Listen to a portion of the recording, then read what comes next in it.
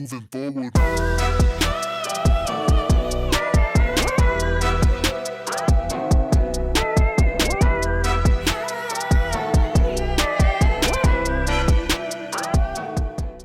Right now, a future president could be running as a local candidate on your ballot.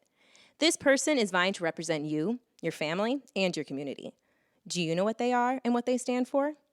Vote411.org is your tool for accurate and unbiased, up-to-the-minute election information on the candidates running in local races. Just enter your address to get started. Your vote is your power, the power to decide who represents you in 2022 and beyond. Get online, get the facts, and make your voice heard on Election Day.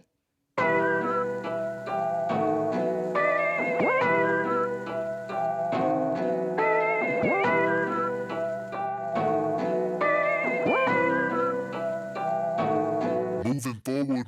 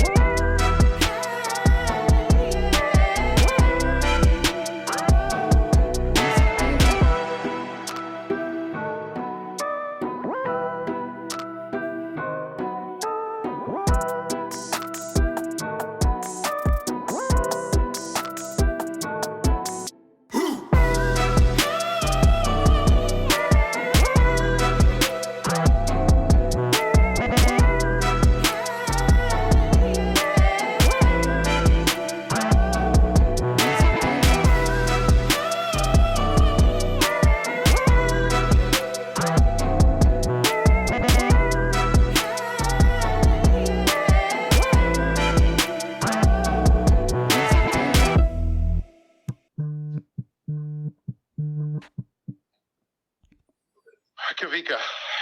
Moses, bro, that was the fastest 3 minutes.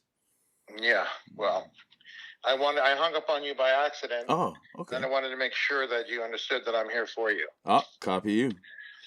Roger, Roger. Gotcha, bro. So, as any other public servant, ask any question that you wish. There are no boundaries. Dig it. Well, where we're starting with everybody is I'm giving everybody who answers back the fair chance to just do a little introduction, lightly talk about what's inspired you to take up your campaign, what you intend to do with it, and then how to be in touch with you. And then hopefully if you have a good time, then we come back in about a month and talk more story. Fantastic. Right on, bro. So let's get right to the top because we only got so much time. For Right. everybody who may know you, don't know you, or could know you, what's your name and what are you running for, bro? My name is Moses Paskowitz, a.k.a. Momo. I'm running for the governor of the state of Hawaii for the election year of 2022 under the Republican Party. Dig it. We've actually talked to a couple other Republican candidates, one for governor, a couple for some other places. But I got to say, you're the first one that sounds a little excited to be running for governor. The other guys seemed a little winded about it. Well, they don't have a passion to serve the people of Hawaii. My job is to serve you, Kawika, and make sure that you and your family and your friends are safe and happy. That's what public service means. It doesn't mean like, oh, bro, I want to make sure that I get this kind, I get this or I get that. A public servant is exactly what he does. He serves the public. So you hear the enthusiasm in my voice. You hear the potential of what we could do all together. You have to have conviction. It's not a sermon. It's just, it's words of dedication. Yes. I feel that in the modern era of the new post-TV age social media candidate, we've kind of created this, I don't know if you're like a wrestling fan, but like to me, it kind of feels like it's a little kayfabe right now with politicians. Like it's more show than actual go, you know? Well, absolutely. You think that's the way it has been here in Hawaii for the last 59 years? Yeah. Whatever it may be, right? Mm-hmm. Kawika, the challenge is I think that, one, the Hawaiian people who are indigenous to the lands they realize that we will not be shoved in the corner. We will not be put aside. We will have a voice. And I think that the common people of the visitors and the people who are kaima aina, so to speak, I was born here but not raised here. We just as public people see, wait a minute, you guys' BS you can't even see you guys' only BS. And it's so plain and simple. Mm-hmm. So let's scale it back from right now, and let's take a little journey backwards for the folks who don't know you. So, what built Moses Paskowitz to become the potential gubernatorial candidate? Well, I don't want to be the candidate. I want to be the governor. All right. Okay, let's start with that. Second of all, my father, Dr. Dorian Paskowitz, my father, came to Hawaii in 1939 to go surfing with Duke Hanamoku and his friends before he entered Stanford University.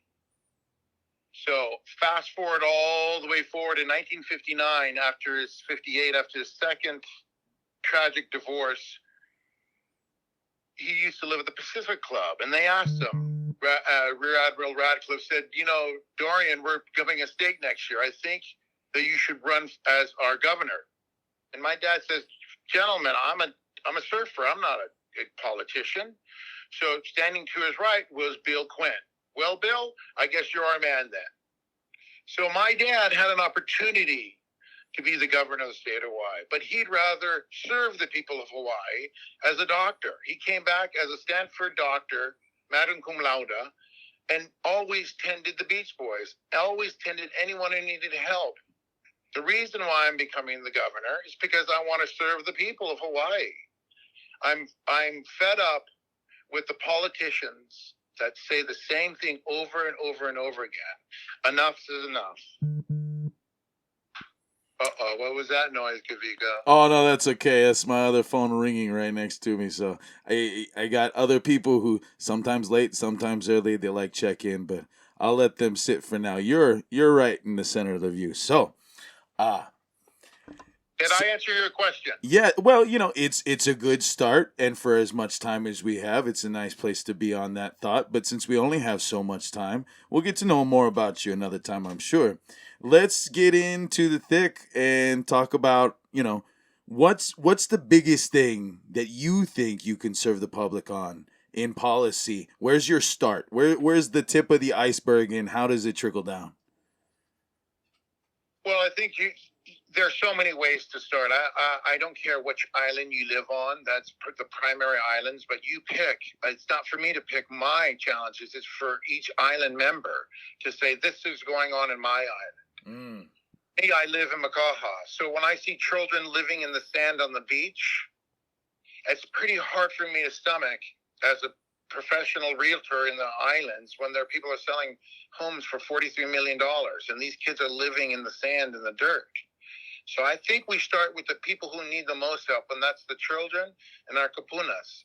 The young and the old are always the one that needs the most help first. You don't want to help the people that don't need any help. You want to help the people that need the help the most. Yes. They're the canary in the coal mine. So, with that being said, that's funny that you start right there, because I've actually been talking to a good amount of Kahului candidates here on Maui that they're really confused as how over the years there's been so much promise of affordable housing programs, and not just for like low income, but even like some kind of sensibility to the market for residents to even move up in life. You know what I'm saying? Absolutely. Maui, are you kidding me? Maui is one of the wealthiest islands of all the chains. When I fly into Maui, there are more private jets on that island than anywhere else. Now, Kawika, we have to tell our people who have a lot of money, it's not a bad thing. Yes. Don't think you should be guilty about either your family or someone in your family or someone making money, as long as you make it in somewhat of an ethical way, right? But what I say is, if you have so much excess money, like all our people who live anywhere you want to go in McKenna or Wailea or Kula or upcountry. Mm-hmm. There are multi-million-dollar estates there. If you have so much, Oprah, you're billionaires. Give to the people that don't have any. Let's build something in Maui that we call the Oprah Winfrey Shelter. Anything that you share your wealth with the people in your community. That's what we want to tell the wealthy people of the state of Hawaii. It is not a bad thing to be wealthy, okay? But it is a bad thing to not share your wealth if you have more for people that are in need of it in your community, whether it be a park, cleanup, anything that helps you. Because if you take money from the wealthy and you go put it somewhere else, then it's the same thing over and over again. But anywhere you find in Hawaii, you find that we have ourselves the kind of shaddiness is coming. We're, that gleam of keeping everything pristine is starting to lose its picturesque view of Hawaii. Mm-hmm. So I love Maui. Yeah. Kawika, Maui is the closest place to heaven. When I'm in Ulupalakua and I look out into the bean, I'm literally looking in heaven. That you are. But you go into some of the back roads into the jungles and you go down and down by KCC and all those places, and where people are still suffering.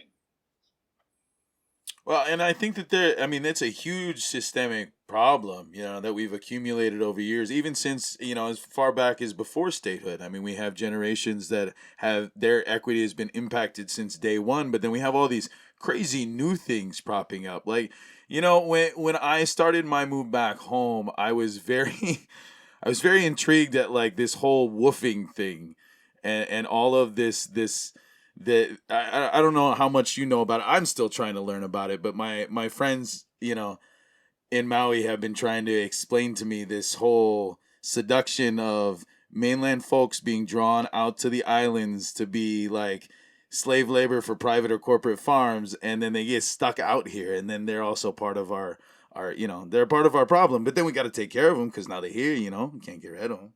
But do you have any thoughts on that? Of course, because here's my theory, and what my campaign song theme is: man in the mirror, woman in the mirror. Yeah. If we did not allow it to happen, it would not happen. Mm-hmm. The human being cannot figure out that puzzle. That is the world's greatest Rubik's Cube, as a human being. All we can try to do is have responsibility for ourselves and the people around us.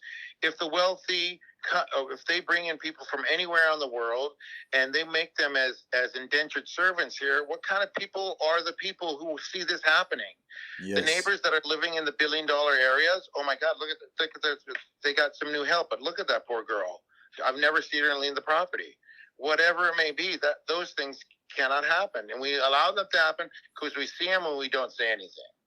Right on. So the next question then, because you're actually my first, if you're running for governor, the one thing you got to know is one of the biggest industries that contributes to the wealth of Hawaii, and that's the film and entertainment industry. So with you having history in that, I'd love to know your thoughts on the effects of like the union, non-union gateway, and especially like the ultra low budget SAG numbers, and how like I'm really like I can get how like an ultra low budget SAG film can work in a place like Sandusky, Ohio, because it's BFE, nowhere, low economy, no inflation. But then how does stuff like that still happen on an island with a much higher cost of living percentage than anywhere else? Yet we, just like those woofer farms, we kind of have woofer movies out here too sometimes. You know what I'm saying? Absolutely. First of all, whoever the film commissioner is to allow that to happen should not happen. Hawaii is a magical place that you cannot find the production value that you have here and still be in the United States of America. Amen. So how we make it so it doesn't happen? I'm sorry, you don't have the budget to shoot in Hawaii. You're going to have to go to somewhere else, because the people that do have the budget in Hawaii that need union and non-union help to work on these big budget shows, these TV shows, you're kind of depleting away from what they're trying to do. You're actually adding more of a hindrance, because now you, at an ultra low budget, what we call guerrilla tactics, because we all are movie people.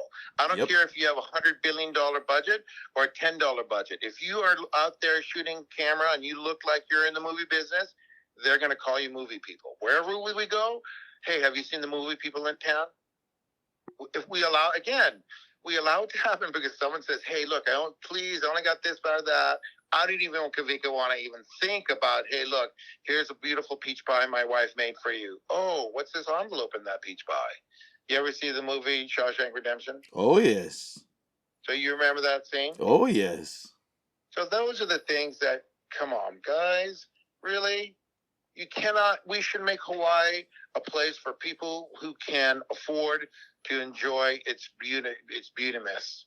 If you can't shoot in Hawaii, that's not my fault. Go get some more money. Okay? When you have the money, we'll allow you to come in. But you're going to pay your labor, if it's non-union, you're going to pay it at the scale rate of a union member. You might have to not to pay the P&E and all that, but you're going to pay these people what they deserve because it's very expensive to live in Hawaii. Absolutely. I got to say, as someone who dances the line and really sticks more to the non-union aspect these days on small Maui kind pictures is that, I notice some of these kids below the line, they take on these jobs in hopes of a dream, but then they find themselves out of a house by movie number 3, Absolutely. And then listen, we don't want to go in that rabbit hole, all the horribleness that is the offshoot of the movie business. Yeah. What we want to do is there's so many great movies that have been shot in Hawaii, TV shows, iconic shows, made people iconic worldwide. That's what we want to talk about. We want to talk about the light.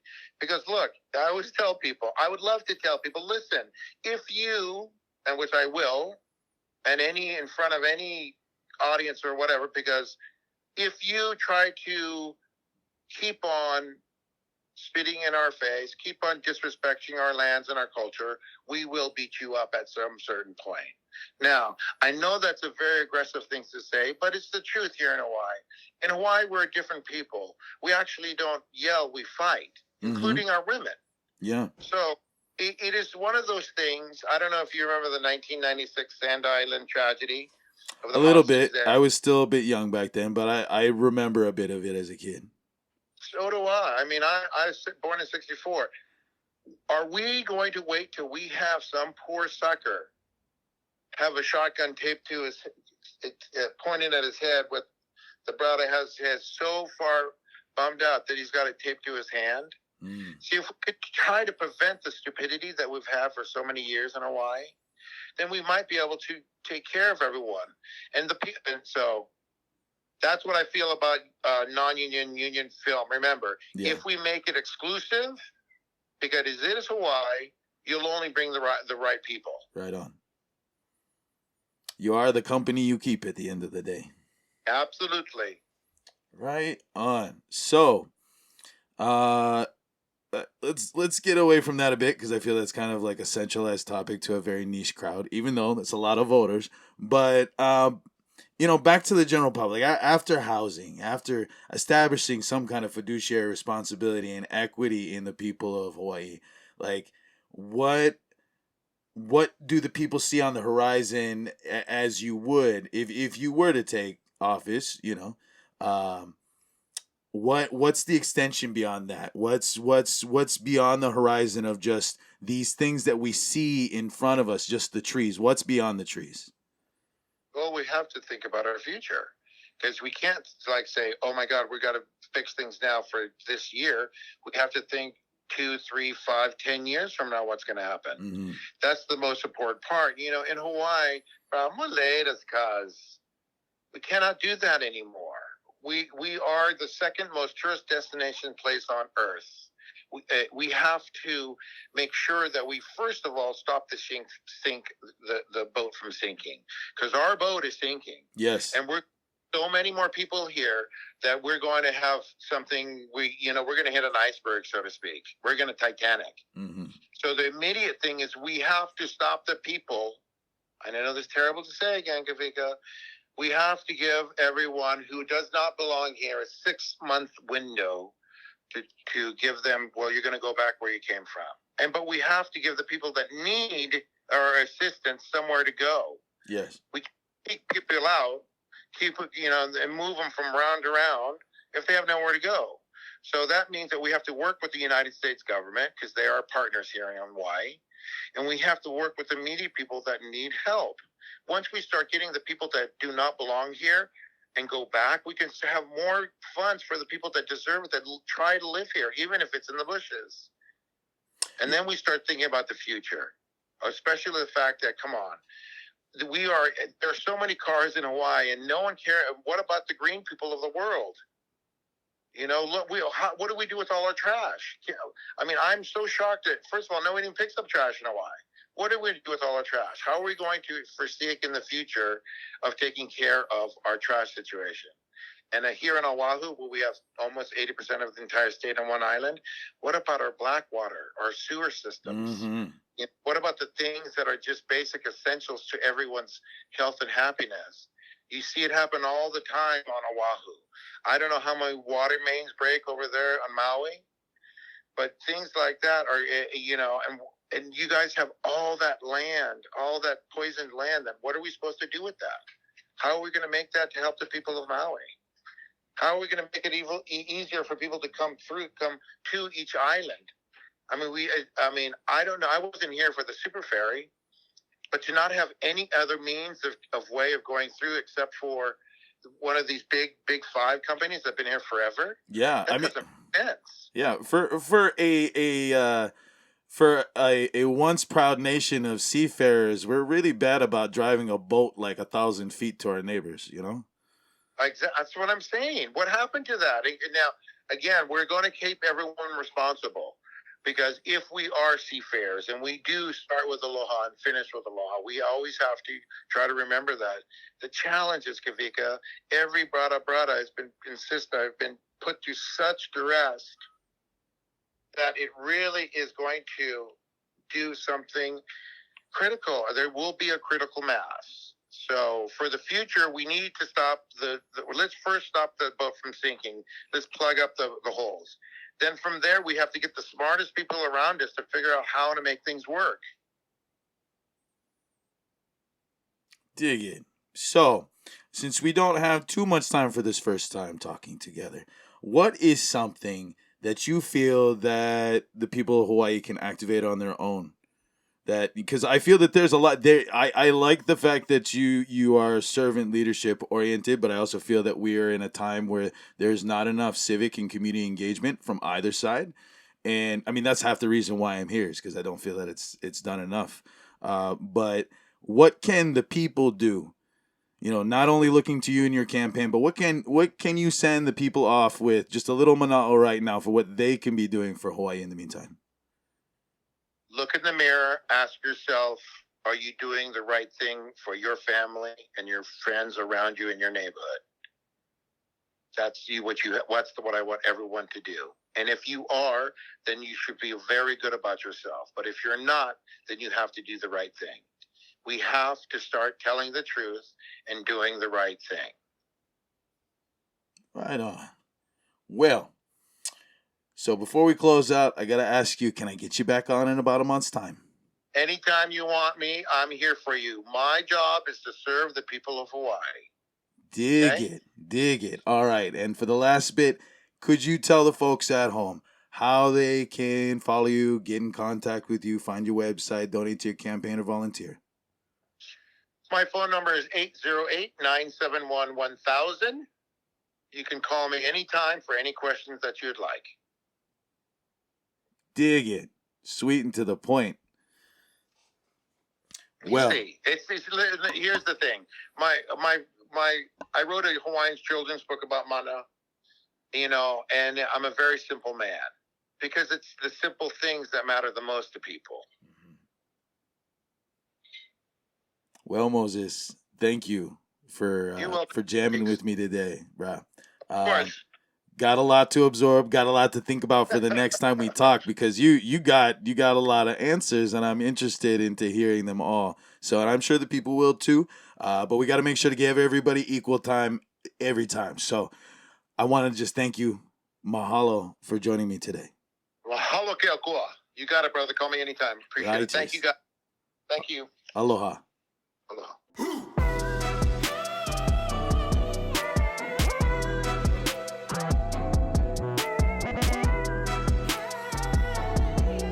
Rabbit Holes is a Manava Cow production.